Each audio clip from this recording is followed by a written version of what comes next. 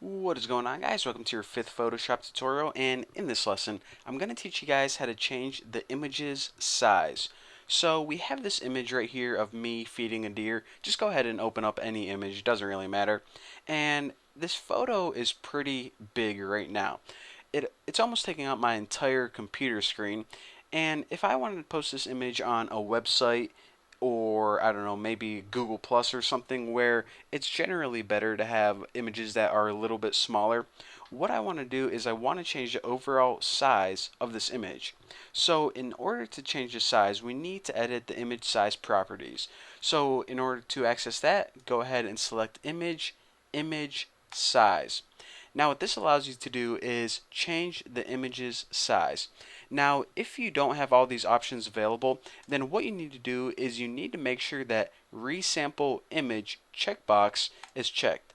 This pretty much allows you to change the size of the image. That's all it means. Resize image. Now another thing that you probably want to do is you want to make sure that you have constrain proportions checked.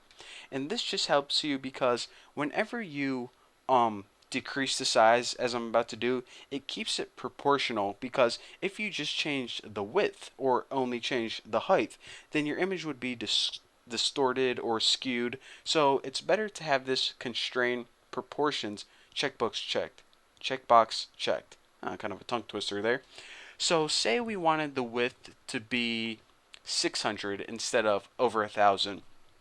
So go ahead and type in 600 right here, and whenever you do that, notice that the height automatically changes as well. Why does it do that? Because that's the height it needs. It calculates all this automatically to make it proportional to the original image. So that's really all you need to do. The only other thing is you have these options right here at the bottom on this drop down list. It says like nearest neighbor, bilinear, bicubic. What you generally want to choose is bicubic automatic. This, I won't get into all this right now. Some are best for different types of images, but bicubic automatic is the best for all around high quality results whenever you're resizing images. So just go ahead and make sure you have that selected, and once you get your sizes resized, hit OK and check it out. Our image is now smaller, still awesome, amazing quality. Pretty freaking cool, huh? So that is how you resize an image, but what if you want to resize the canvas? Now, oh, excuse me. So say that you wanted to make a border around this image. What you need to do then is you need to resize the working area or the canvas of this document. So in order to do that, just go to Image, and then you go to Canvas Size, and then this is where you resize the canvas.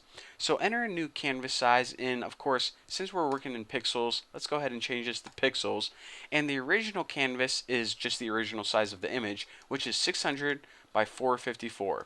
Now let's say we want to, I don't know, put a border of 100 pixels around each one. So this is going to be 800, and this is going to be 654. Now what this relative checkbox means is if you click it, relative pretty much means how much more. So instead of saying, okay, what do you want the size of the new canvas to be, you can hit relative, and this means 200 more for the width and 200 more for the height. But I always like to leave that unchecked because, I don't know, it's just personal preference. Now, what confuses a lot of people is this anchor right here.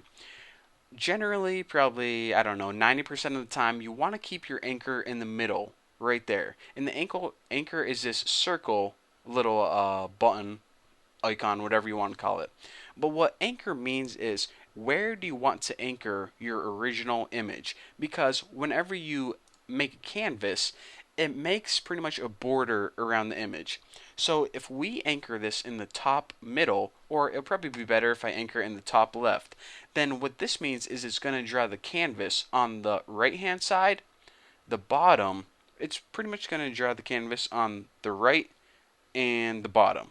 Well, yeah, I just said that. So the only other thing that we need to do is we need to put a canvas extension color. It's a pretty big name for what color do you want the canvas to be. So if you double click this, you can go ahead and choose a color. I'll make mine, I don't know, red or something. Looks pretty good. Hit OK. So what we pretty much said is the current size of this image is 600 by 454.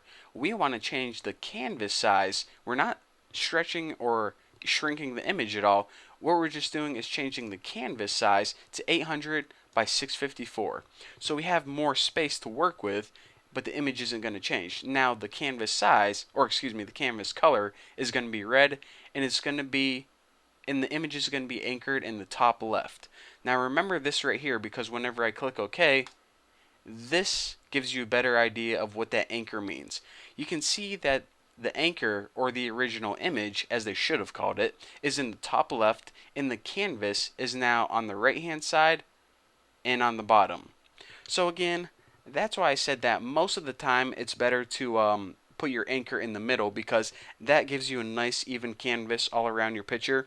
But just for demonstration purposes, I think that more clearly demonstrates what an anchor is used for. But generally, put it in the middle. But anyways, that's the pretty much basics of this tutorial. Thank you guys for watching. Don't forget to subscribe, and I'll see you guys in the next video.